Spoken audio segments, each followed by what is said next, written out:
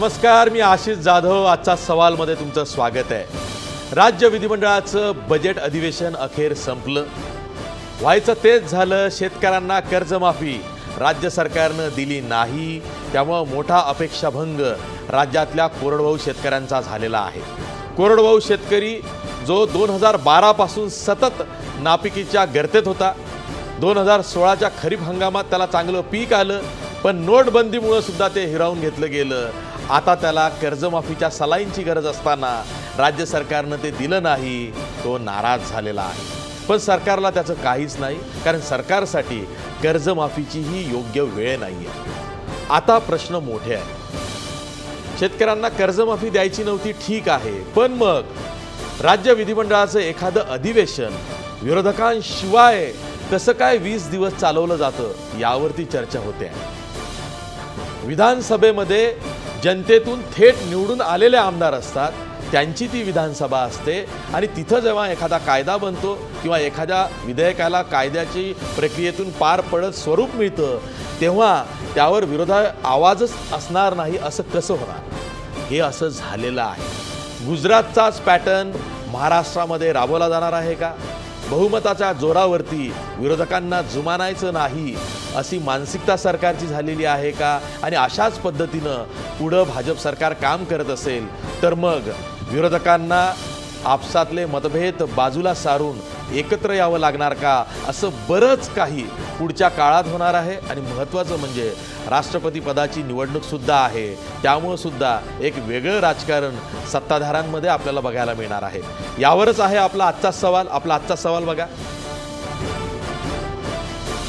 राज्याच्या बजेट अधिवेशनात भाजप सरकार कमी पडलं का? किंवा राज्याच्या बजेट अधिवेशनात देवेंद्र फडणवीस सरकार एक्सपोज झालंय का? या आपल्या आजच्या सवालमध्ये काही महत्त्वाचे चर्चेचे मुद्दे आहेत, ज्यावर आपण चर्चा करणार आहोत. मुद्दा क्रमांक 1, विरोधकांशिवाय सरकारनं विधानसभेचं कामकाज रेटून नेणं योग्य होतं का? मुद्दा क्रमांक 2, विरोधी बाकावरच्या 19 आमदारांचं निलंबन करून सरकारनं अधिवेशनाचा फज्जा उडवला का? मुद्दा क्रमांक 3, शेतकऱ्यांच्या कर्जमाफीवरून विरोधक सरकार विरोधात एकवटले का? मुद्दा क्रमांक 4, जनतेच्या प्रश्नांच्या दृष्टीनं हे बजेट अधिवेशन फोल ठरलं का? शेवटचा मुद्दा, भाजपची कोंडी करण्याऐवजी शिवसेनेचीच फरफट झाली का? आणि इथून पुढे होत राहील का?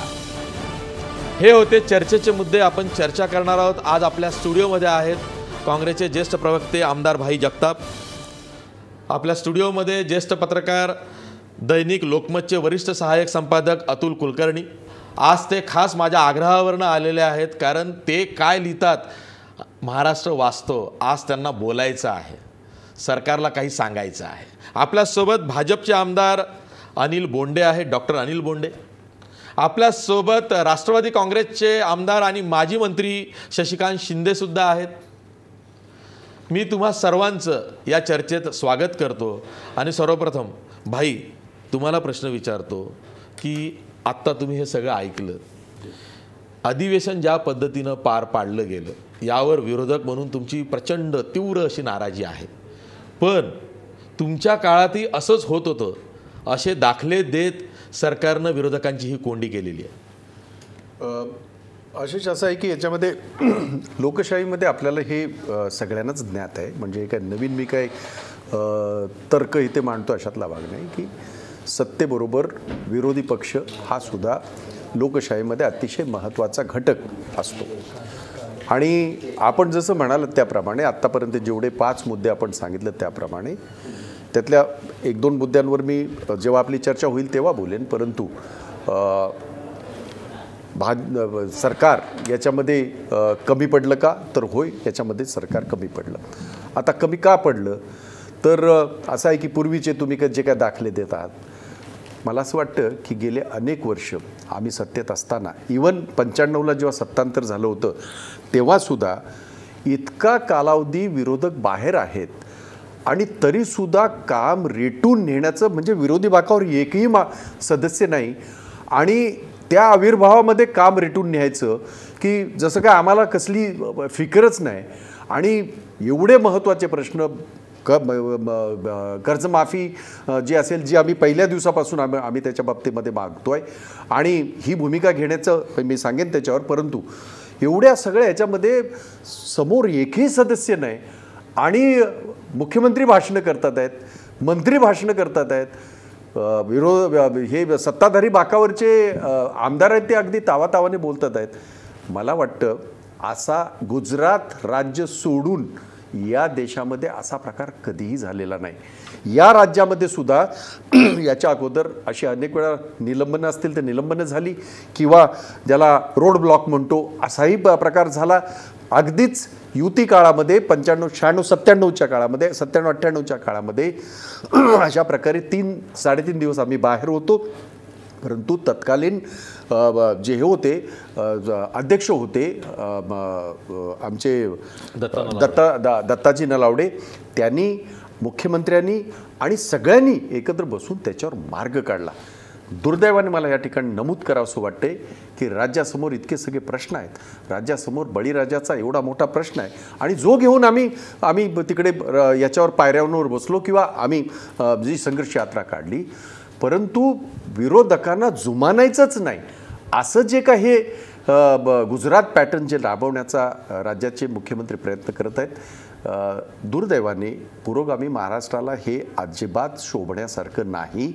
आणि त्यांनी परत एकदा सिद्ध करून दिलेलं आहे की आम्हाला फक्त आणि फक्त गुजरात पॅटर्ननेच यापुढे सभागृह किंवा आम्हाला पुढे सगळं रेटायचं आहे. आणि त्यामुळे या गोष्टीच्या बाबतीमध्ये महाराष्ट्राच्या जनतेमध्ये नाराजी आहे, महाराष्ट्राच्या शेतकऱ्यांमध्ये नाराजी आहे, कष्टकऱ्यांमध्ये नाराजी आहे, आमच्याही मनामध्ये नाराजी आहे. पीठासन अधिकाऱ्यांनी खुर्चीवर बसून सांगणं की नाही विरोधकांनी आत यावं, मुख्यमंत्र्यांनी आपल्या भाषणामध्ये सांगणं की विरोधकांनी आत यावं, याला फक्त औपचारिकता म्हणतात. खऱ्या अर्थाने जर आपल्याला विरोधक हवे होते तर तुम्ही ज्या 19 लोकांचं निलंबन केलं त्याच्या मागची भूमिका काय तुमची ती सांगा. आम्हाला माहिती आहे ती भूमिका काय आहे ती.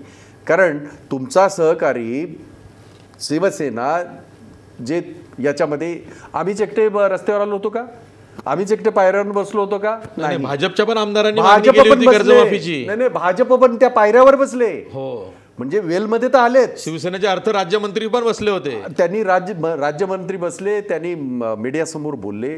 म्हणजे हा काय राजकीय आमचा अभिनिवेश नव्हता.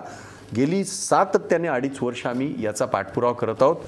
आता आपण हा साधा प्रश्न आहे की सगळ्यांना, आणि जे आमचे मित्र डॉक्टर बोलतील सुद्धा की ह्यांनी सभागृहामध्ये हे सगळं मांडायला पाहिजे होतं, पत्रकारसुद्धा म्हणतील आणि ते त्यांचं योग्यही आहे.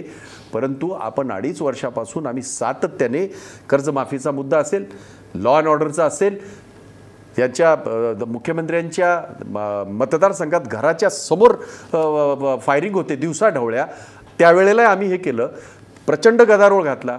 मुख्यमंत्र्यांनी आपल्या भाषणामध्ये अगदी त्यांच्याकडे शब्दकोश चांगला आहे, त्यामुळे चांगले शब्द वापरून अगदी, आणि तुम्ही सुद्धा मग बातम्या दाखवल्या मुख्यमंत्र्यांनी कसा नामोहरम केला यांना विरोधकांना. आता ह्याच्यात नामोहरम करण्याचं कारण काय? जे प्रश्न राज्याला भेडसावत होते, लॉ अँड ऑर्डरचे, आरोग्य खात्याचे, दागी मंत्र्यांचे, भ्रष्टाचाराचे, हे सगळे आम्ही 2.5 वर्ष मांडले. आणि त्याच्याबरोबर आम्ही हा जो सगळ्यात महत्त्वाचा मुद्दा जो कर्जमाफीचा होता आम्ही 2.5 वर्षापासून मांडतोय. आणि त्यातला अजिबात त्याला हे घालत नाहीत, अगदी ताकास्तूर लावू देत नाहीत. उलट योग्य वेळ आली तर बघू, तुम्ही हमी घेता का, आम्ही कर्जमाफी केली तर तुम्ही हमी घेता का याची, आत्महत्या न होण्याची, असे ज्याला कसलाही तार्किक कसलाही आधार नाही अशा प्रकारचे वक्तव्य मुख्यमंत्र्यांनी केले, यांनी फायनान्स मिनिस्टरनी केले आणि त्यांचे सगळे बाकी तर करतच आहेत. आणि म्हणून त्याच्या विरोधात आमचा लढा. भाजपचे आमदार डॉक्टर अनिल बोंडे सुद्धा आहेत, तेही आता सिनियर झालेले आहेत, दुसरी टर्म आहे त्यांची, आणि ते आता भाजपचे अधिकृत झाल्यामुळं त्यांचा आवाज वाढलेला आहे. तेच चांगल्या पद्धतीनं भाजपला सध्या डिफेंड करतायत. डॉक्टर अनिल बोंडे, जसं आता भाई म्हणाले, मुख्यमंत्र्यांचा पारदर्शी कारभार कुठे गेला या अधिवेशनाच्या काळात? एकदाही ते असं म्हणाले नाही की मी अगदी पारदर्शीपणे हे सांगतो, पारदर्शी कारभार आहे, विरोधकांना विश्वासात घेऊन काम करतो, असं कुठंच दिसलं नाही. कुठं गेली ती तुमची टर्म, व्याख्या पारदर्शकतेची? आशिष, एक सर्वात महत्त्वाची गोष्ट म्हणजे शेतकऱ्यांची कर्जमाफी मागितली म्हणून कोणाला निलंबन केलेलं नाही आहे. कारण 293च्या प्रस्तावामध्ये सर्वात प्रथम या अधिवेशनाच्या पहिल्या दिवशी शेतकऱ्यांना कर्जमाफी दिली पाहिजे ही मागणी मी स्वतः केली आहे. एवढंच नाही तर भारतीय जनता पक्षाचे आमदार असो किंवा शिवसेनेचे लोक असो, यांचं निलंबन जे झालेलं आहे, यांचं जे वर्तन जे होतं, कर्जमाफी मागताना सुद्धा विचित्र पद्धतीनं जे गाजर खात होते, बजेटच्या प्रती जाळण्यात आल्या, तिथे भजनं टाळ वाजवण्यात आले, अर्थमंत्री बजेट मांडताना तिथे बॅनर म्हणजे अर्थमंत्र्यांचा चेहरा दिसू नये, या सगळ्या गोष्टीच्यामुळं ते निलंबन झालं होतं. ते काही कर्जमाफी मागितल्यामुळं झालेलं नाही आहे. आणि सगळ्यात महत्त्वाची गोष्ट म्हणजे असं निलंबन होणं ही काही पहिली गोष्ट नाही आहे. मागच्या वेळेला अजितदादा पवार जेव्हा अर्थसंकल्प मांडत होते आणि भारतीय जनता पक्षाच्या आमदारांनी जेव्हा गोंधळ घातला होता, गोंधळ म्हणजे काय केलं ऐका ना, जे काही घोषणा दिल्या होत्या त्यासाठी सुद्धा निलंबन करण्यात आलं होतं. ही काही हो, पण कसं निलंबनाची प्रक्रिया कशी असते डॉक्टर साहेब? ऐका, निलंबन झालं 2-3 दिवसात त्यावरती तोडगा निघतो. असं नाही की तुम्ही पायरी ओलांडायचीच नाही, तुम्ही विरोधक आहात, आम्ही तुम्हाला जुमानणार नाही, अशा पद्धतीने व्यवहार होत नाही. तोडगा काढण्याकरता 10 वेळा बैठका, गटनेत्याच्या बैठकासाठी आमंत्रण दिलं गेलं. स्वतः अध्यक्षांनी बोलावलं, स्वतः मुख्यमंत्र्यांनी आवाहन केलं, स्वतः संसदीय कार्यमंत्र्यांनी आवाहन केलं, परंतु आपल्याला त्या मार्गाने जायचंच नाही, लोकशाही प्रक्रियेमध्ये राहायचंच नाही. संघर्ष यात्रा काढली. बरं, संघर्ष यात्रा काढल्यानंतर शेवटच्या 5-7 तारखेला यांनीच अंतिम आठवडा प्रस्ताव दिला. अंतिम आठवड्या प्रस्तावामध्ये कर्जमाफी झाली पाहिजे हेच यांनी नमूद केलं. शेतकऱ्याची अवस्था खराब आहे हे यांनी नमूद केलं. मग अंतिम आठवडा प्रस्ताव जर तुम्हाला अध्यक्षाला सादर करता येतो,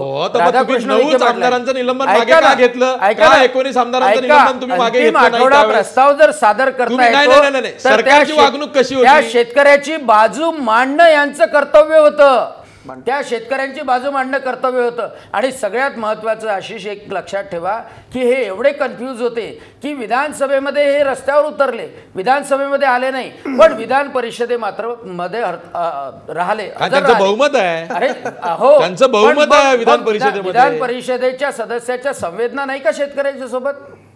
मग माझा हा प्रश्न विचारायचा आहे, म्हणजे हे स्वतः कन्फ्युज्ड आहे, स्वतः गोंधळलेले आहे की विधानसभेमध्ये बाहेर राहायचं आणि विधान परिषदेमध्ये आत राहायचं, हे कोणतं राजकारण आहे? ठीक आहे, आपल्या सोबत विधानसभेचे सत्ताधारी आमदार आहे शशिकांत शिंदे, त्यांनाच विचारूया खरं काय झालं. अर्ध्या मिनिटामध्ये ठीक आहे, शशिकांत शिंदे, मी भाई तुमच्या बरं ठीक आहे भाई बोला. शशिकांतजी मला माफ करा, फक्त अर्ध्या मिनिटामध्ये त्यांनी त्याचा उल्लेख केला म्हणून त्यांनी अजितदादा पवार जे जेव्हा हे करत होते, अर्थसंकल्प सादर करत होते, तेव्हा त्यांनी सांगितलं की आमच्या लोकांनी गोंधळ घातला. आपल्या माहितीकरता सांगतो, त्यांनी अर्थसंकल्पाच्या सगळ्या टराटरा फाडून त्यांनी बाण मारले होते. आणि याच लोकांनी सभागृहाच्या आत तिथे प्रेतयात्रा काढली होती. याच लोकांनी काय सांगतात आहेत हे आम्हाला ह्याचे जे धडे शिकवत आहेत त्यांना माझी एकच विनंती आहे. नाही सहन केलं नाही, आम्ही तिसऱ्या दिवशी बोलावलं, दिवसाच्या पलीकडे हा कार्यक्रम नसतो, हा जाणीवपूर्वक राबवला गेला अशी टीका होते. चंद्रपूरला चालले गेले, नागपूरला चालले गेले, no one was ready to respond. नाही ठीक आहे. राष्ट्रवादी काँग्रेसचे विधानसभेचे आमदार आहेत सध्याचे आपल्यासोबत, शशिकांत शिंदे. जसं आता डॉक्टर अनिल बोंडे भाजपचे सांगतायत की ही विरोधकांची चूक आहे, त्यांनी बजेटचा अपमान केला म्हणून त्यांचं निलंबन झालेलं आहे, शेतकऱ्यांच्या कर्जमाफीची मागणी केली म्हणून निलंबन झालेलं नाही, आणि यांनी जाणीवपूर्वक स्वतःचं निलंबन वाढवलं. एवढंच नाही तर अधिवेशनाचा फज्जा उडवला, लोकशाही प्रक्रियेत खंड पाडला. एक अशी चीज की या चर्चेच्या माध्यमातून आज अधिवेशन संपलेलं आहे, यावेळच्या अधिवेशनाचं फलित काय झालं याच्यावर चर्चा आपण करतोय.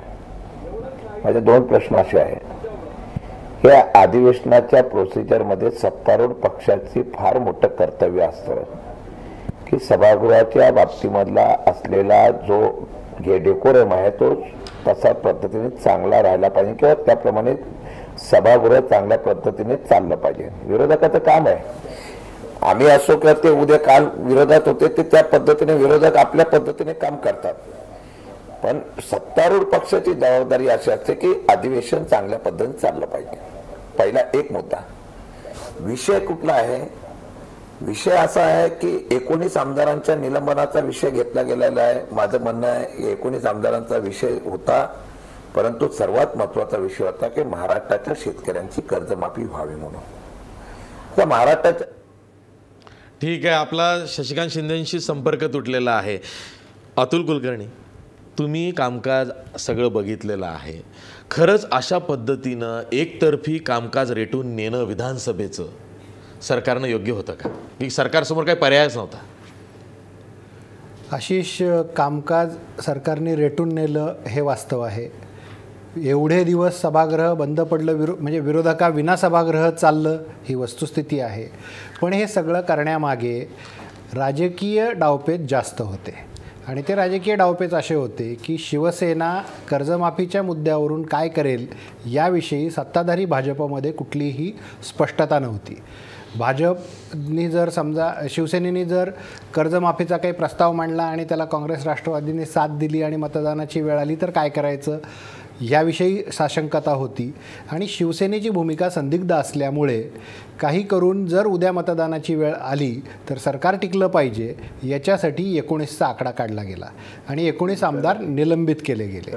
19 आमदार निलंबित झाल्यामुळे सरकार जरी समजा शिवसेनेने मतदानावर बहिष्कार टाकला, काँग्रेस राष्ट्रवादीने ऑलरेडी बहिष्कार होता, तर सरकार तरुण जाईल. आणि एकदा का सरकार टिकलं, अविश्वास ठराव समजा कोणी आणलाच असता या सरकारवर आणि एकदा का तो मंजूर झाला की पुढचे 6 महिने तो अविश्वास ठराव आणता येत नाही. त्या 6 महिन्याच्या कालावधीत पावसाळी अधिवेशन होऊन जातं, म्हणजे थेट नागपूरच्या अधिवेशनात जे काय व्हायचं ते या सरकारविषयी होईल. ही सगळी राजकीय रणनीती लक्षात घेऊन 19 आमदाराचं निलंबन केलं गेलं. राहिला प्रश्न अजित पवारांनी जेव्हा अर्थसंकल्प मांडला होता त्यावेळी काय झालं. तर अजित पवारांनी अर्थसंकल्प मांडला होता ते देखील कामकाज मी कव्हर केलेलं आहे. अत्यंत वाईट पद्धतीने भाजपचे आमदार आक्रमक झाले होते. त्या ज्या अजित पवारांच्या माईक जवळ जाऊन त्यांनी घोषणा दिल्या होत्या हे आम्ही रिपोर्टिंग केलं. आणि यावेळेसचं आंदोलन जर बघितलं तर सुरुवातीच्या आंदोलनामध्ये भाजपचे आमदार देखील वेलवर अध्यक्षाच्या समोर चढून गेले होते आणि कर्जमाफीच्या घोषणा करत होते. तालिका अध्यक्ष योगेश सागर यांनी रेकॉर्डर ह्या गोष्टी आणल्या की भाजपचंही कर्जमाफीची मागणी आहे, शिवसेनेची कर्जमाफीची मागणी आणि विरोधकांची सुद्धा आहे. म्हणजे कर्जमाफीची मागणी आमची आहे हे तालिका अध्यक्ष भाजपचे जे होते त्यांनी रेकॉर्डर आणण्याचा केविलवाणा प्रयत्नही केला. हे सगळं चित्र बघितल्यानंतर कुठल्याही परिस्थितीत यांना सभागृहात विरोधक येऊ नये ही त्यांची रणनीती होती. त्याच्यात ते एका दृष्टीने यशस्वी ठरले. 19 आमदारांचं निलंबन आज 10 जणांचा वापस घेऊन ते पूर्ववत केलं गेलं. पण याच्यातून वाईट पायंडे असे पडलेले आहेत की विरोधकाविना सभागृह चालवणं ही अत्यंत वाईट गोष्ट महाराष्ट्रात पहिल्यांदा घडली. 15-20 दिवस सभागृह बिना विरोधकांचं चालतं, ते सुद्धा अर्थसंकल्पासारखं अधिवेशन चालतं, हे अत्यंत वाईट घडलेलं आहे. अशा गोष्टीच पायंडे होतात आणि हे पायंडे एकदा जर पडायला लागले तर पाशवी बहुमत ज्याला आपण म्हणतो त्याचं काय दुष्परिणाम होतात हे या निमित्ताने जनतेसमोर आलेलं आहे. राहिला प्रश्न माझा पूर्ण करतो. राहिला प्रश्न विधान परिषदेबद्दलचा. विधान परिषदेचे सदस्य, जसं आत्ता अनिल बोंडे म्हणाले की विधान परिषदेच्या सदस्यांनी सभागृहात कामकाजात भाग घेतला. मुळात विरोधकांना वाईट वाटतंय. नाही भाई मला बोलू द्या. मुद्दा असा आहे याच्यामध्ये की भाजप दोन्ही विरोधकांमध्ये एक वाक्यता नव्हती, वस्तुस्थिती आहे. जर तुम्हाला सभागृहात सहभागी व्हायचं होतं तर मग तुम्ही पहिले 2 आठवडे सभागृह बंद का पाडलं? परिचारकांच्या निलंबनासाठी हे सभागृह 1 आठवडा बंद पाडलं गेलं. त्याच्यानंतर सरकारने परिचारकांचं निलंबन केलं. मात्र 19 आमदारांची कृती घटनाबाह्य असं लगेच 2 दिवसात कळलं आणि 3ऱ्या दिवशी कोणीच न विचारता निलंबन करून टाकलं गेलं. याच्यात पूर्णपणे राजकारण आहे. विरोधकांना देखील विरोधी पक्षाचे म्हणजे विधान परिषदेतले धनंजय मुंडे असतील किंवा नारायण राणे असतील किंवा अन्य सदस्य असतील यांनी संघर्ष यात्रेत जाऊ नये असं देखील काँग्रेस राष्ट्रवादीमधल्या काही नेत्यांना वाटत होतं. कारण धनंजय मुंडेंची आणि नारायण राणेंची लोकप्रियता आपल्याला कुठे अडचणीची होईल का असेही त्याच्यामध्ये अंतर्गत डावपेच आणि राजकारण होतं. ही वस्तुस्थिती आहे. त्यामुळे यांच्यामध्ये एक वाटत होतं म्हणजे कारण की बाईची लोकप्रियता बरोबर आहे. एक मिनिट. तर या सगळ्या पार्श्वभूमीवर जर विचार केला तर 2-3 गोष्टी अत्यंत वाईट घडल्या. शिवसेना पूर्णपणे संभ्रमात राहिली. शिवसेनेला अजूनही आपण काय करावं हे कळलेलं नाही. सत्तेत असून विरोधासारखे वागतात. विरोधी पक्ष पहिले 2 वर्ष विरोधका असून सत्तेत असल्यासारखे वागत होते आणि सत्ताधारी भाजपला अजूनही आपण सत्तेत आलो त्याचं भान नव्हतं. या सगळ्या परिस्थितीमध्ये वाईट मात्र एक गोष्ट घडलेली आहे की 20 दिवस हे सभागृह बिना विरोधकांविना पार पडलेलं आहे आणि हा पायंडा येणाऱ्या काळात अत्यंत घातक आहे. आत्ता भाई बोला. असं आहे एक तर कुलकर्णींचं खरोखरच हेच करायला पाहिजे की स्वागतच करायला पाहिजे. काही मुद्दे त्यांनी इथे आणले आणि जे महत्त्वाचे आहेत की सुरुवातीचे 3-1 दिवस आपल्याला आठवत असेल एक भाजपचा आमदार जो इतका बेजबाबदारपणे देशातल्या सैन्यांच्या कुटुंबांबद्दल बोलला होता आणि आम्ही जर उद्या ते सभागृह जर चालू दिलं असतं तर आम्हाला माफ केलं नसतं. परमेश्वराने सुद्धा आमच्या कॉन्शियसने सुद्धा माफ केलं नव्हतं आणि त्याचं निलंबन करायला ह्यांनी 3 दिवस घेतले. म्हणजे खूप प्रयत्न करून बघितले की नाही असं होईल का तसं होईल का. म्हणजे जर ह्यांना खरोखरच जर ती चिंता असती ज्या दिवशी टेबल करायचं होतं बजेट त्याच्या आदल्या दिवशी यांनी त्याचं निलंबन केलं आणि मग ती कमिटी वगैरे झाली. चला ठीक आहे. त्याच्यानंतर कामकाज सुरू झालं आणि ज्या दिवशी बजेट होतं त्या दिवशीची घटना जे आपण म्हणालात ती त्या दिवशीची घटना.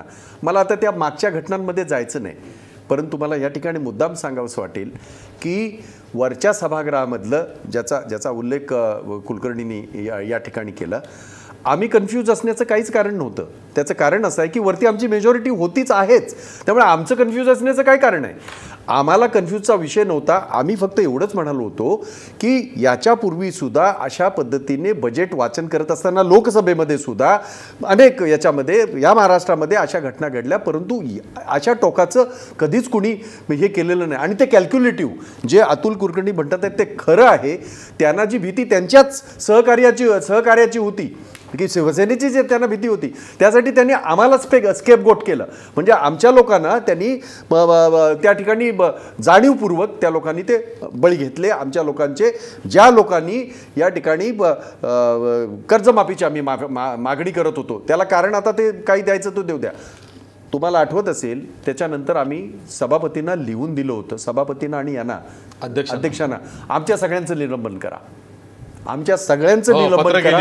पत्र गेले आमचं की आमच्या सगळ्यांचं निलंबन करा. त्या 19साठी आम्ही भांडलो असं नाही तो विषयच नव्हता. उलट आमचे सगळे लोक गेले आपल्या मतदारसंघात त्यांचं त्या लोकांनी तिथल्या शेतकऱ्यांनी त्यांचं खऱ्या अर्थाने त्यांचं हे केलं. आणि विधानसभेत होते तेव्हा शशिकांत शिंदे जसं डॉक्टर अनिल बोंडे म्हणाले की विरोधकांचीच ही कमजोरी आहे. त्यांना स्वतःमध्ये एकजूट कधीच नको आहे. राष्ट्रवादीला काँग्रेसवर कुरघोडी करायची आहे. काँग्रेसला राष्ट्रवादीवर करायची आहे. त्यामुळे संघर्ष यात्रेत सुद्धा राजकारण झालं.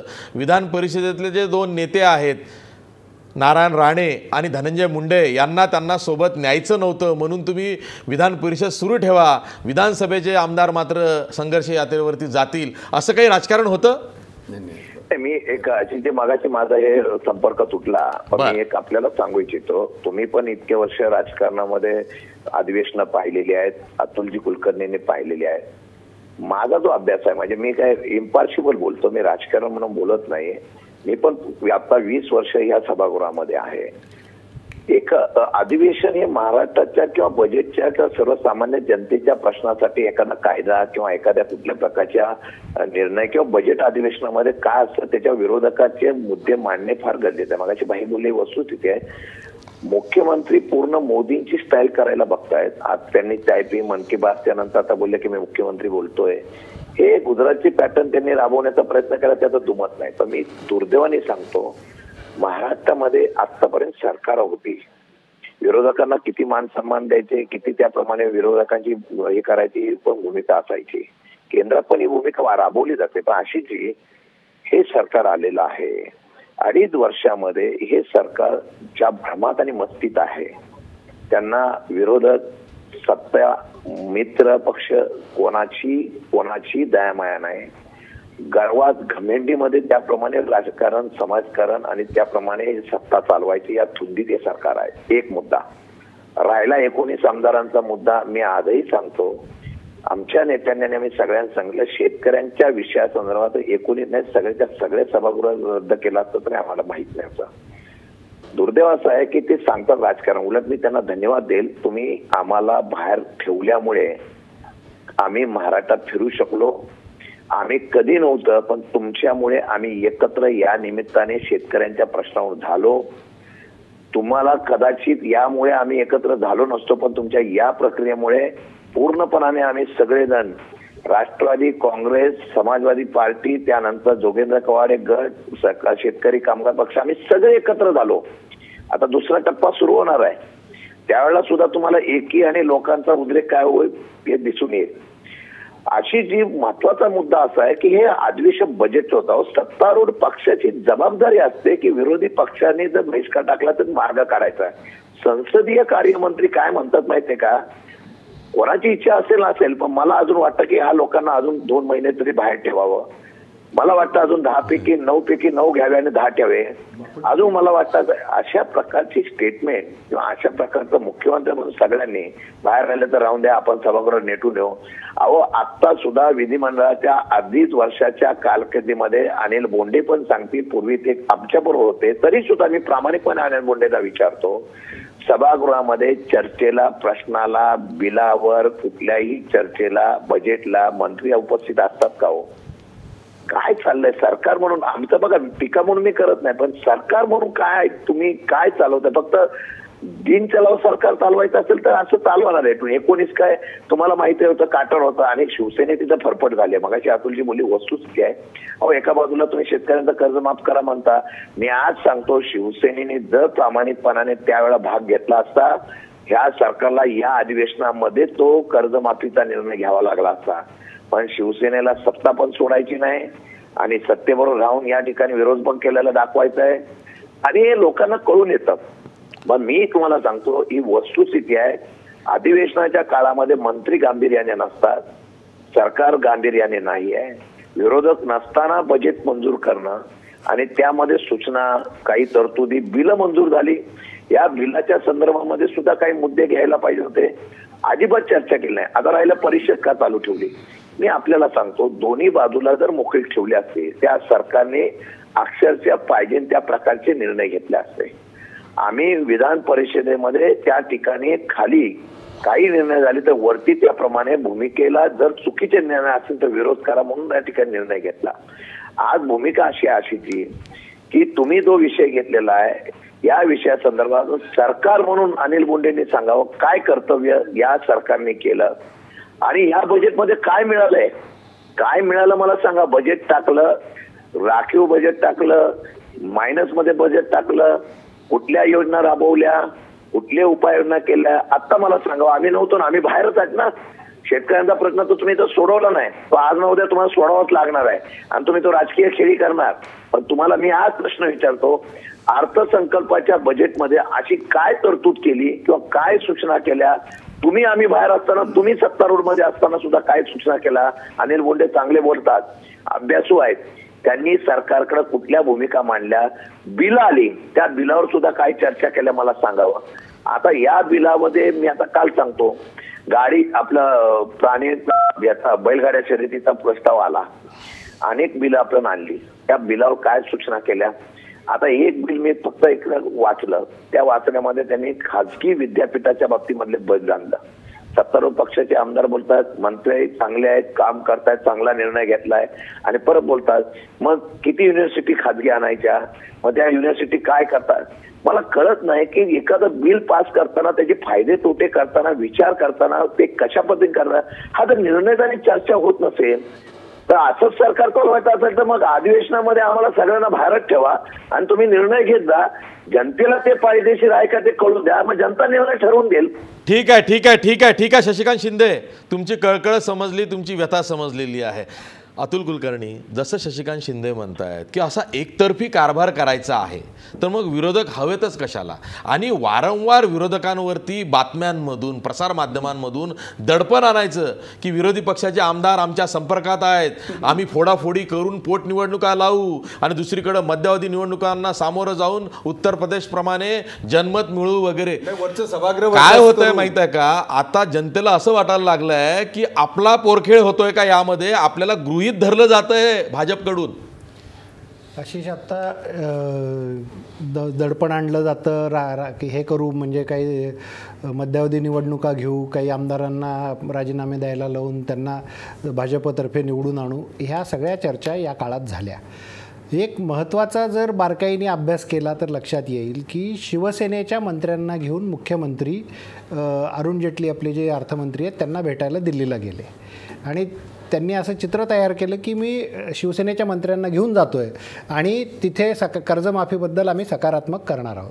मला जी त्या बैठकीत काय घडलं याची जी माहिती माझ्या सोर्सेसकडून मिळालेली आहे ती खरी खोटी, आज पहिल्यांदा मी हे खरं तर बोलतो इथे, ती माहिती खरी मानतो, बोला. हां, तर ती माहिती अशी आहे आणि ते जबाबदार नेत्यांनीच सांगितली आहे, कोणी सांगितली हा गौण आहे मुद्दा. तिथे गेल्यानंतर मुख्यमंत्र्यांनी अरुण जेटलींना असं सांगितलं म्हणे की हे सगळे शिवसेनेचे मंत्री आहेत, शिवसेनेचे नेते आहेत आणि शिवसेनेची भूमिका आहे की राज्यात कर्जमाफी झाली पाहिजे आणि म्हणून मी त्यांना घेऊन आलो आहे. म्हणजे भाजपची भूमिका आहे वगैरे असं ते बोलले नाहीत, तिथे शिवसेनेची भूमिका आहे असं सांगितलं. तर काय करायचं आहे आपण आता याच्यावर अशी चर्चा झाली. त्यावेळी अरुण जेटलींनी असं उत्तर दिलं की हमें तो मध्यावधि चुनाव लेने हैं, कर्जमाफी का मुद्दा तो बाद में आएगा. फक्त गुजरातसोबत घ्यायच्या मध्यावधी की महाराष्ट्राच्या आधी घ्यायच्या आणि नंतर घ्यायच्या. जर महाराष्ट्राच्या आधी घेतल्या तर मोदीजी तुम्हाला वेळ देऊ शकतील, गुजरात आणि महाराष्ट्राच्या एकत्र घेतल्या तर मोदीजी वेळ देऊ शकणार नाहीत. अशा पद्धतीने एक शिवसेनेवर प्रचंड मोठं दडपण आणलं गेलं की आता मध्यावधी निवडणुका झाल्या तर शिवसेनेचं काय होईल. आणि त्याच्यानंतर शिवसेनेचे मंत्री चुपचाप सगळे परत आले, काही पुढे चर्चा झाली नाही. जी शिवसेना कर्जमाफी दिले, शेतकऱ्याचा 7/12 कोरा झालाच पाहिजे असं म्हणत होती, अग्रलेख लिहित होती, त्या शिवसेनेनी कर्जमाफीवर काहीही केलं नाही. हा एक भाग झाला. दुसरा सगळ्यात महत्त्वाचा भाग हे बजेट अधिवेशन होतं. याच्यामध्ये जेवढं बजेट जेवढं असतं त्याच्या एवढ्या पुरवणी मागण्या मांडल्या गेल्या वर्षभरामध्ये. हेच भाजपचं भाजप जेव्हा विरोधात होते तेव्हा देवेंद्र फडणवीस, सुधीर मुनगंटीवार अशी भाषणं करत होते विरोधात असताना की तुमच्याजवळ नियोजन नाही, 15,000 कोटीच्या तुम्ही पुरवणी मागण्या आणता. मी त्याच्या बातम्या छापल्यात की 17,000 कोटीच्या पुरवणी मागण्या आघाडी सरकारने आणल्या आणि त्याच्यात त्यांच्याच प्रतिक्रिया छापलेल्या आहेत की हे सरकारचं प्लॅनिंग नाही आहे म्हणून अशा पुरवणी मागण्या येत आहेत, सरकार कशाच्याही पुरवणी मागण्या आणतं आहे. आणि दुसरीकडे या सरकारने भाजपच्या या वर्षभरात 35,000 ते 40,000 कोटीच्या पुरवणी मागण्या, 62,000 एवढ्या पुरवणी मागण्या जर येत असतील अशी तर मग आता नियोजन कुठे गेलं. भाजपचे आमदार याच्यावर काय बोलले. आणि या सगळ्या पार्श्वभूमी, ज्या कर्जमाफीवरून हे सगळं वातावरण तापलं, ज्या कर्जमाफीवरून भाजपचे आमदार वेलमध्ये उतरले, अध्यक्षाच्या पोडियमपर्यंत गेले, ते भाजपचे आमदार पूर्ण अधिवेशनाच्या काळात कर्जमाफीबद्दल एक शब्द का बोलले नाहीत. त्यांची भूमिका कर्जमाफी द्यावी की नाही द्यावी. प्रशांत बंब सांगतात की कर्जमाफी नाही दिली पाहिजे. भाजपची भूमिका काय नेमकी. आणि आता एक नवीन पिल्लू सोडून दिलं जाणीवपूर्वक. अनिल गोटे बोलले की विधान परिषद बरखास्त केली पाहिजे. हे वेगवेगळ्या पद्धतीने दडपण आणणं आणि दबावाचं राजकारण करणं हे अत्यंत, आणि हे ग्लोबल नीती ज्याला आपण म्हणू, गोबेल्स नीती म्हणू, तर ह्या पद्धतीने हे सगळं चालू आहे आणि अत्यंत हुशारीने हे चालू आहे. येत्या काळामध्ये जर काँग्रेस आणि राष्ट्रवादीचे काही आमदार असे मतदारसंघ ते शोधून काढतायत की तिथल्या आमदारांनी राजीनामे दिले तर तिथे दुसऱ्या तिसऱ्या फळीमध्ये काँग्रेस राष्ट्रवादीचं कोणी उरणार नाही असेही मतदारसंघ शोधणं भाजप सुभेदार निवडतात. हां, तर हे ज्या पद्धतीने चाललंय ते होईल की नाही, प्रत्यक्षात कधी येईल वगैरे, हे जर तरच्या याला काही अर्थ नाही. पण जे काही घडलेलं आहे, वाटेल त्याच्या पुरवणी, कोट्यावधीच्या हजारो कोटीच्या पुरवणी मागण्या मांडल्या गेल्या. नियोजन कुठलं नव्हतं. भाजपचे आमदार कर्जमाफीवर एकदम गप्प बसले. आता मतदारसंघात जाऊन कर्जमाफीबद्दल शेतकऱ्यांना ते काय बोलणार आहेत मला माहिती नाही. पण याच्यातून केवळ राजकारणासाठी या अधिवेशनाचा वापर केला गेला सगळ्याच बाजूंनी, असं माझं ठाम मत आहे. मला माहिती आहे यावरती भाजपला सरकारच्या वतीनं उत्तर द्यायचं आहे, पण ब्रेकनंतर ब्रेकवर जाता जाता आपला प्रश्न बघा. राज्याच्या बजेट अधिवेशनात भाजप सरकार कमी पडलं का, किंवा राज्याच्या बजेट अधिवेशनात भाजप सरकार एक्सपोज झालं का? 77% लोक म्हणतायत होय, राज्याच्या बजेट अधिवेशनात जे सर्वात महत्त्वाचं अधिवेशन असतं त्यात भाजप सरकार कमी पडलं.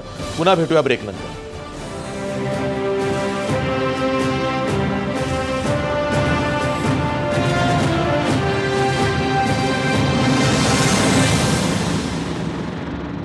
ब्रेकनंतर पुन्हा तुमचं स्वागत. मी थेट जातोय शिवसेनेच्या प्रवक्त्या आमदार डॉक्टर नीलमताई गोरे यांच्याकडं. नीलमताई, खरं तर या संपूर्ण बजेट अधिवेशनात जे काही राजकारण सत्ताधाऱ्यांकडून झालं त्यात एकच बाब पुढं आलेली आहे, ती म्हणजे शिवसेना स्वतःच्या चक्रव्यूहात अडकली आहे. शिवसेनेला बजेटवर सुद्धा विधानसभेत सरकारनं बोलू दिलं नाही, तरी सुद्धा शिवसेना गप्प बसली आणि स्वतःचं हसू करून गेली. अशी प्रतिक्रिया ही सर्वसामान्यांमधून येते आहे. शिवसेना ज्या पद्धतीने शेतकऱ्यांच्या कर्जमाफीवर आक्रमक होती, शेवटपर्यंत त्यावरती कायम राहिली नाही आणि यात शिवसेना कमी पडली. आणि आता शिवसेनेला स्वतःच्या भूमिकेविषयी एकतर ठाम राहावं लागेल, नाहीतर भूमिका कोणती आहे हे जाहीर करावं लागेल. असं चालणार नाही की एकीकडे विरोध करायचा आणि सरकारमध्ये राहायचं, कारण शिवसेनाच प्रत्येक वेळी सरकारला आव्हान देते आणि नंतर माघार घेते. आशिष, मला आधी मी आभारी आहे फार तुझी, मला बोलावलं त्याच्याबद्दल. पण मी तुमची मगापासून चर्चा ऐकते आणि मला असं वाटतं की वस्तुस्थितीला सोडून किती बोलायचं याची सुद्धा मर्यादा सगळी तो सोडलेली आहे. विशेषतः अतुल कुलकर्णींनी जे सांगितलं की तिथे असं झालं तसं झालं असेल, मी पुढेच म्हणते झालंय का नाही झालंय मला माहित नाहीये, कारण खाजगी ज्या काही चर्चा असतात त्या खरं सार्वजनिक पद्धतीने असं जाहीर करायच्या नसतात, असा प्रघात असतो जरी झालं असेल तरी. पण मी असं म्हणते माझं पूर्ण होऊ द्या आता, कारण तुमचं सगळीकडे उत्तर द्यायचं आहे. अतुल कुलकर्णींना उत्तर द्यायचं आहे, ते लागलीच देऊ द्या, ते लागलीच देऊ द्या ना. नाही नाही नाही, त्यांनी कोणाचं नाव सांगितलंय का, सोर्स सांगितलेला आहे का? पत्रकारांनी सोर्स सांगितलेला नाहीये, सोर्स आहे तो. त्याच्यामध्ये सोर्स सांगितला का नाही प्रश्न नाहीये, पण डायरेक्टली त्यांनी आता असं आहे ना, अतुल कुलकर्णी सांगतायत म्हटल्यावरती झालं ना. हो, म्हणून तीच तर ऑथेंटिसिटी आहे त्यांची ती विश्वासार्हता आहे. मुद्दा असा आहे की तसं झालंय का झालं नाहीये, माझं पूर्ण ऐकायचंच नसेल तुम्हाला आणि फरफट झालीये. अतुल कुलकर्णींना काहीतरी बोलायचं आहे, तुम्हाला उत्तर द्यायचं आहे, कारण महाराष्ट्रातल्या ज्येष्ठ पत्रकार आहेत, त्यांची स्वतःची एक विश्वासार्हता आहे, त्यांना तुम्ही जे बोलले त्यावर आक्षेप आहे. कुठलं, अरे तुम्ही अर्धा तास बोलताय पण तुम्ही माझं ऐकूनच तुम्ही अतुल कुलकर्णींचं नाव घेतलं ना, त्यांना बोलायचं आहे. नाव घेतलं म्हणजे काय, नाव घेणारच मी, जे जे बोललेत विरोधात त्यांचं नाव घेणारच. का विरोधात कुठं बोलले? त्यांनी जे काय सांगितलं ते मी विरोधात, नीलमताई त्यांचं ऐकून तर घ्या, त्यांचाही मान ठेवूया ना. एक मिनिट, मी विरोधात काही बोललो नाही, मी काय घडलं ते सांगितलं. सांगणं म्हणजे विरोधात बोलणं असं होत नाही. आणि आम्हाला खंत याची आहे की तुमच्यासारख्या ज्येष्ठ नेत्यांना त्या चर्चेला न्यायला पाहिजे होतं, ते का नेलं गेलं नाही याची खंत नक्की आहे ना आमच्यासारख्या पत्रकारांना. तुम्हाला न्यायला पाहिजे होतं त्या मिटिंगला, का नेलं गेलं नाही हे खरं तर शिवसेनेने सांगितलं पाहिजे. एरवी काही लढायची वेळ आली, बाजू मांडायची वेळ आली की नीलमताईंना पुढं केलं जातं, त्यावेळी एक जणही समोर येत नाही बोलायला. आता देखील तुम्हीच खंबीरपणे समोर बाजू मांडताय पक्षाची, ती चूक बरोबर ह्याचं विश्लेषण वेगळा भाग आहे. पण बाजू मांडताना तुम्ही असता आणि जेव्हा कुठे न्यायची वेळ येते तेव्हा दुसरे असतात, हे असं का होतं शिवसेनेत? तुम्ही बोला. बोला ताई, तुमच्याविषयी आदर आहे आम्हाला सर्वांना. आदर, तुमचं सगळं प्रेम मला माहिती आहे किती आहे ते, त्या प्रेमापोटीच बोलतोय. खरं माझ्यावरती प्रेम फक्त शिवसेनेचं आहे, त्याच्यामुळे तुमच्या प्रेमावर माझा विश्वास. ठीक आहे, आमचं प्रेम वेगळी आहे तुमच्यावरती. आमच्या ताई, आम्ही तुम्हाला ताईच म्हणतो.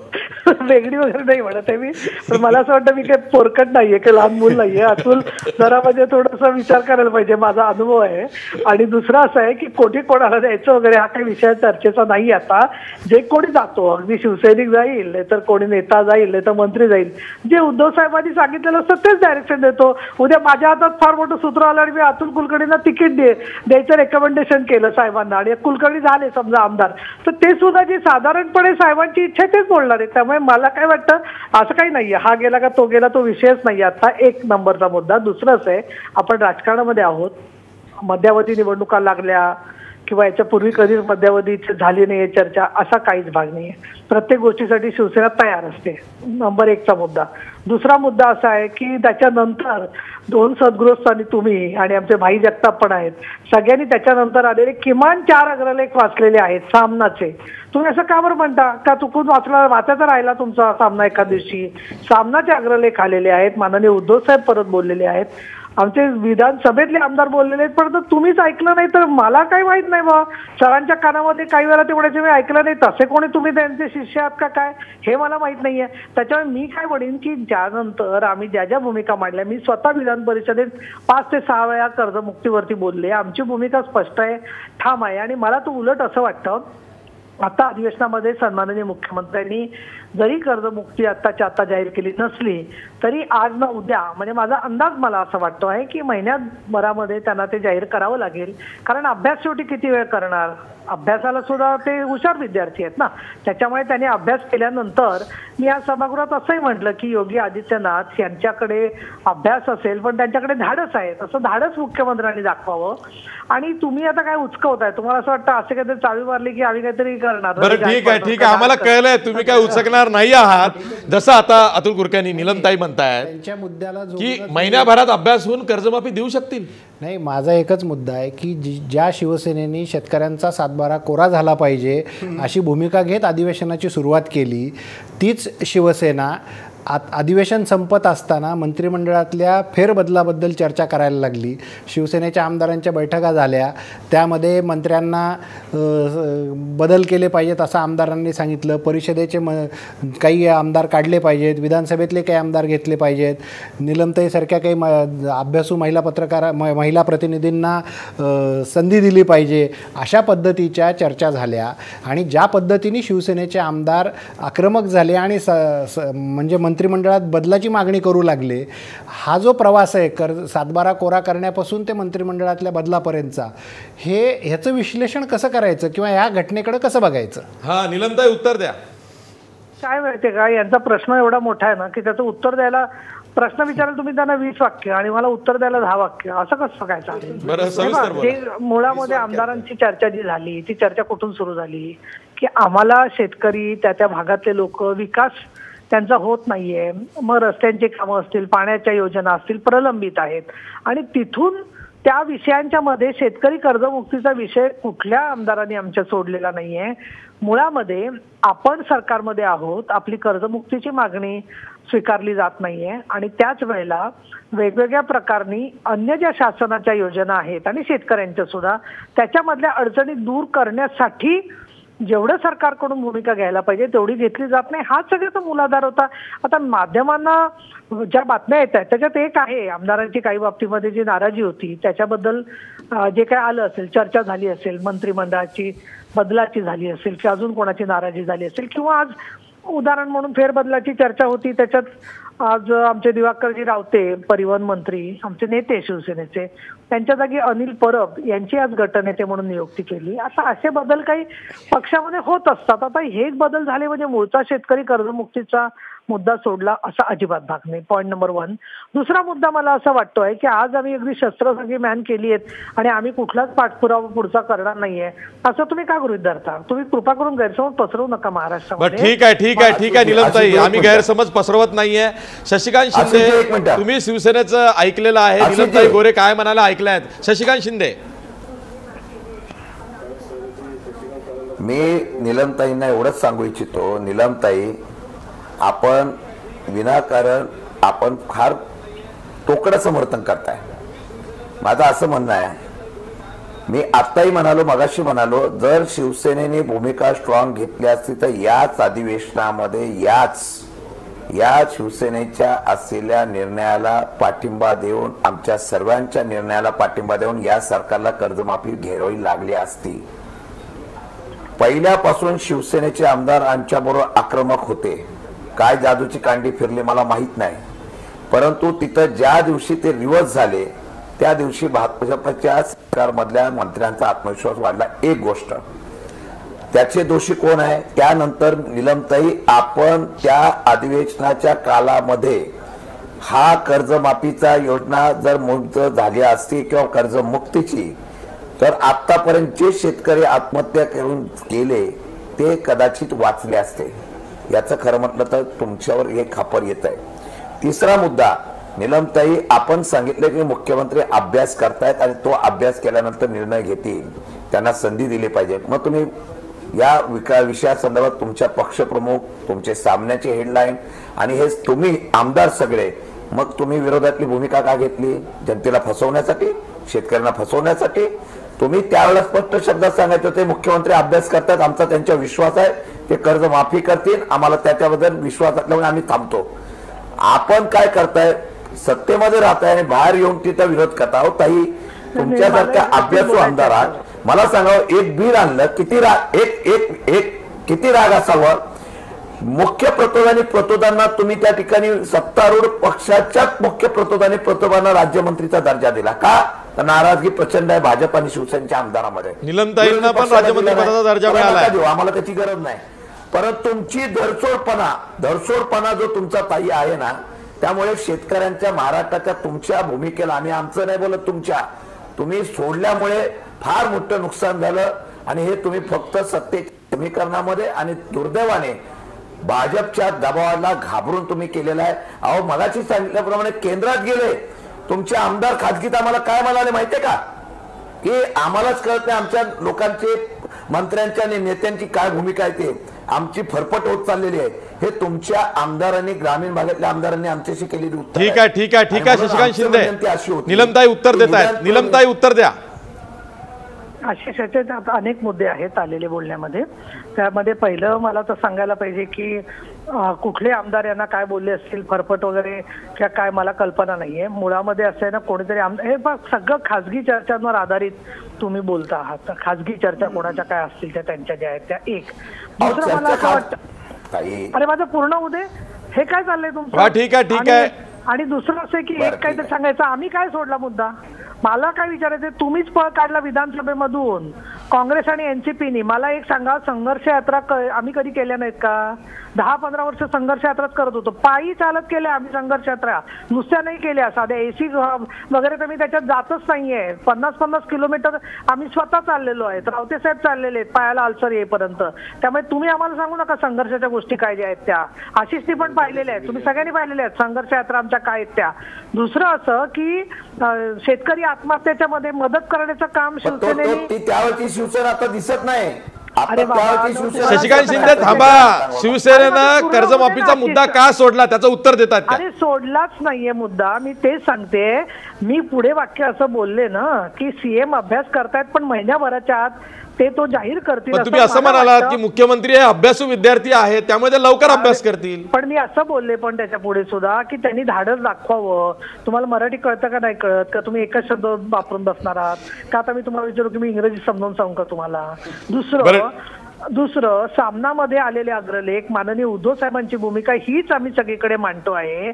आणि काय माहितीये का, कोणी काहीतरी सांगितलं की मध्यावधीला आम्ही हे झालं घाबरलो. अरे मला तुम्हाला विचारायचं या सगळ्यांना की यांनी संघर्ष यात्रा आता काढून विधानसभेमध्ये, एक तर पहिली गोष्ट कामकाजच होऊ दिलं नाही. बरं, सभेमध्ये आणि परिषदेमध्ये आतापर्यंत अनेक वर्षांचा प्रघात आहे. माझं पूर्ण विरोधक आहेत, तुम्ही तरी कुठे होऊ देतात? नाही नाही असं नाही. हे बा, मी एक गोष्टी सांगते. पहिली गोष्ट, अशीच काहीतरी बोललो का, आम्ही काय करायचो अनेक वेळेला की विशेष सत्र असतात सकाळच्या वेळेला. अगदी आता या वेळेला सुद्धा आम्ही यांना सांगत होतो की सकाळच्या लक्षवेधी वगैरे होऊ द्या ना सभासदांच्या. शेवटी 100 प्रश्न लक्षवेधी लोकांनी लावलेले असतात. सभागृहात आपण कामकाज करायला येतो. आम्ही मी मान्य करते आशिष की सिंचन घोटाळ्याचा जेव्हा विषय आला नागपूर अधिवेशनामध्ये, तेव्हा 5-6 दिवस आम्ही अधिवेशन चालू दिलं नव्हतं. परंतु असं 2-3 आठवडे अधिवेशनात काहीच कामकाज नाही करू द्यायचं, हे कधी झालं नव्हतं. हा, मग तेच तर दुखणं आहे ना, तीच व्यथा आहे. विधानसभेचं कामकाज 20 दिवस विरोधकांशिवाय पार पाडलं जातं ताई. महाराष्ट्रानं काहीच बोलू नये. अरे पण करणार काय? प्रश्न असा येतोय त्याच्यामध्ये, आम्हाला तुला लक्षात नाहीये, तुमची स्मृती कमी होतीये. प्रमोद नवलकरांचा निरोप समारंभ आम्ही पायऱ्यांवर बसून करायची वेळ आली होती. इतके क्रूर वागलेले आहेत सभागृहामध्ये लोक सुद्धा आहेत ते, आणि त्याच्यामुळे कशा पद्धतीने आज आम्ही तेच बोलत होतो. विनोद तावडे, अरविंद सावंत, दिवाकर रावते यांचं निलंबन 2 अधिवेशनामध्ये केलं. बरं ठीक आहे ताई शशिकांत शिंदेचा हरकतीचा मुद्दा आहे. शशिकांत शिंदेचा हरकतीचा मुद्दा आहे. शशिकांत शिंदे हरकत घ्या. समर्थन करताय हे सगळं तुम्ही बोलणार आणि मग मध्ये ही कुठली पद्धत झाली आहे? जर आपण ताई असं म्हणताय तर मग तुम्ही मुख्यमंत्र्याला 1 महिन्याची संधी द्यायची असेल तर आज तुमच्या शिवसेनेच्या लोकांनी जिल्हाभर आंदोलनं सुरू केलेली आहेत. आज तुमच्या शिवसेनेच्या लोकांनी ज्यावेळेला उर्जित पटेलचा पुतळा जाळला, मग माझं म्हणणं असं आहे आपण त्या प्रकारचं मग सूचना करायला पाहिजे. बाबा थांबा, मुख्यमंत्री अभ्यास करणारे आहेत, हुशार विद्यार्थी आहेत, ते नक्कीच ज्ञान देणार आहे, मग तुम्ही आंदोलन करू नका.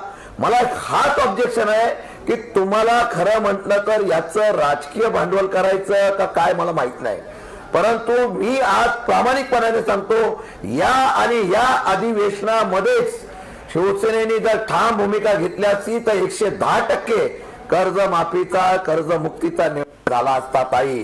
ठीक आहे मला माहिती आहे शिवसेनेच्या वतीनं डॉक्टर नीलम गोरे यांना सविस्तर उत्तर द्यायचं, पण ब्रेक नंतर माझ्याकडे वेळ कमी आहे. ब्रेकवर जाता जाता आपण आपला प्रश्न बघूया. राज्याच्या बजेट अधिवेशनात भाजप सरकार कमी पडलं का? 77% लोक म्हणतायत होय, राज्याच्या बजेट अधिवेशनात भाजप सरकार कमी पडलं. पुन्हा भेटूया ब्रेक नंतर.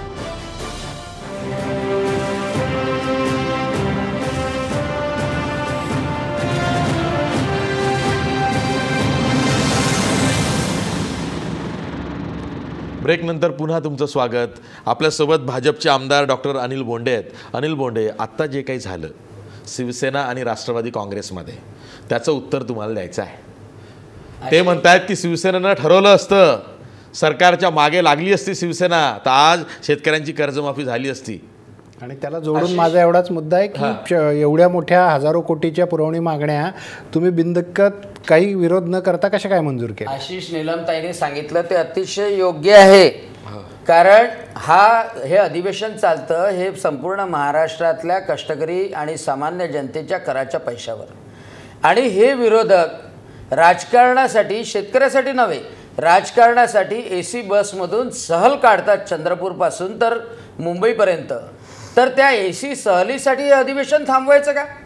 खरं म्हणजे हे अधिवेशन झालं, यामध्ये 20 बैठका झाल्या, यामध्ये तारांकित प्रश्न जे होते 71 प्रश्न सगळे एकतर्फी झालं. आमचा आक्षेप तोच आहे, हे सगळे एकतर्फी झालं, विरोधकांना डावलून झालेलं आहे. यांना अधिवेशन चालवूच द्यायचं नव्हतं, पण म्हणून एकतर्फी कारभार. पारदर्शीपणा कुठे गेला? मुख्यमंत्र्यांचा पारदर्शकतेचा मुद्दा कुठे गेला? मुख्यमंत्र्यांचा पारदर्शकपणा आहे, म्हणूनच त्या कराच्या पैशाला योग्य न्याय देणं आवश्यक आहे. आणि योग्य न्याय द्यायचा आहे म्हणून आज शेतकऱ्यांच्यासाठीचं, आज तुम्हाला माहिती आहे पट्टी बिलाचं बिल हे सर्वात महत्त्वाचं बिल. अनेक जे पट्ट्यांनी वाहतात शेती, त्या लोकांची मागणी होती की अरे आमचं जर नुकसान झालं तर आम्हाला विमा मिळत नाही, आम्हाला नुकसान भरपाई मिळत नाही. आज एवढं महत्त्वाचं बिल, शेतकऱ्याचं बिल आज पास झालं. यांना जाणीव आहे? अनिल बोंडे साहेब, मग मला हे सांगा, हे महत्त्वाचं काम हे सोडून AC बसमध्ये जात असतील तर कोणता शेतकरी यांना माफ करणार? AC बस बद्दल तुम्ही बोलू नये. कशाला माफ करणार आहे? ठीक आहे AC बसचा मुद्दा आलाय. नाही AC बस बद्दल भाई एकच मिनिट तुमची बाजू मांडते. भाई उद्या मग मी त्याचं कारण रथयात्रेच्या वेळी. ठीक आहे उत्तर द्या भाई उत्तर द्या, वेळ कमी आहे. अधिवेशनाचे दिवस वाया जातात आहे, इथे कामकाज व्हायला पाहिजे हे तुम्हीच म्हटलं असतं. आणि सरकारची जबाबदारी आहे की अधिवेशन चाललं पाहिजे. जरी विरोधी पक्ष बेजबाबदार असला तरी सरकार निश्चितपणे जबाबदार आहे जनतेसाठी, शेतकऱ्यासाठी. आणि अभ्यास यासाठी झाला पाहिजे कर्जमाफीचा की 2007ची जी कर्जमाफी झाली आत्महत्याग्रस्त अभ्यास कशाचा? UPच्या उत्तर प्रदेशच्या निर्णयाचा अभ्यास.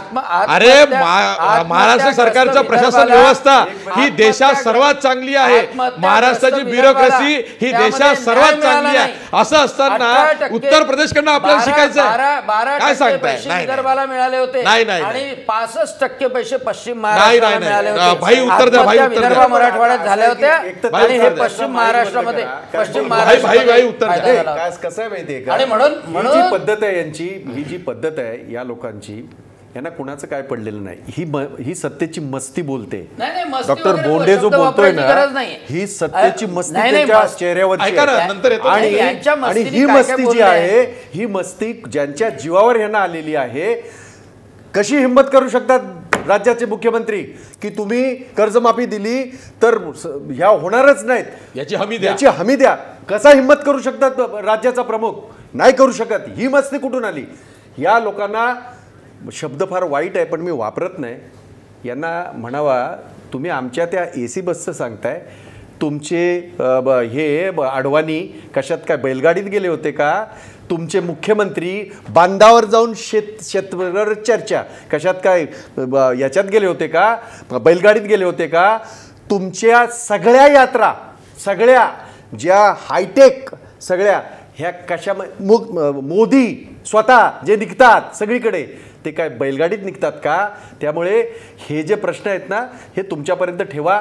एक गोष्ट मात्र नक्की सांगतो या ठिकाणी की या सरकारचा या अधिवेशनामध्ये पूर्णतः फज्जा उडालेला आहे. या राज्याचे सगळे प्रश्न ह्यांनी जे रेटून नेण्याचा प्रयत्न केलेला आहे, जे कुलकर्णी जे म्हणाले की 37,000 कोटी नाही 62,000 कोटीच्या पुरवण्या मागण्या, याचा अर्थ असा निघतो ह्या बजेटचा पूर्णतः फज्जा गेल्या वेळचा उडाला आणि तो याही वेळचा उडालेला आहे. आणि यांच्या तावातावाने बोलून किंवा यांच्या आम्हाला विरोधकांनी काय केलं याच्याकडे बोलून आम्ही गप्प बसणार नाहीये. आम्ही शेतकऱ्याच्या कर्जमाफीवर कायम आहोत आणि ती कर्जमाफी होत नाही तोपर्यंत आम्ही ह्यांना जे काय त्यांना त्या सहली वाटू द्या, त्यांना जे काय वाटायचं वाटू द्या. शेवटी अतुल कुलकर्णी जाणार आहोत. 30 सेकंदामध्ये काय कन्क्लूड कराल? लास्ट मुंडेंची पाहायला पाहिजे होती. याच्यामध्ये आशिष एक 2-3 महत्त्वाचे मुद्दे आहेत शेवटाकडे जाताना म्हणून सांगतो की या राज्यात कृषी पंपाची थकबाकी ही 20,000 कोटीच्या घरात गेलेली आहे. 1 रुपयाची वसुली नाही. निवडणुका आहेत, वसुली करू नका असं सांगण्यात आल्यामुळे आज 20,000 कोटींनी ते वीज मंडळ हे पूर्णपणे गारद होण्याच्या मार्गावर आलेलं आहे. दुसरीकडे या ACचा उल्लेख झाला.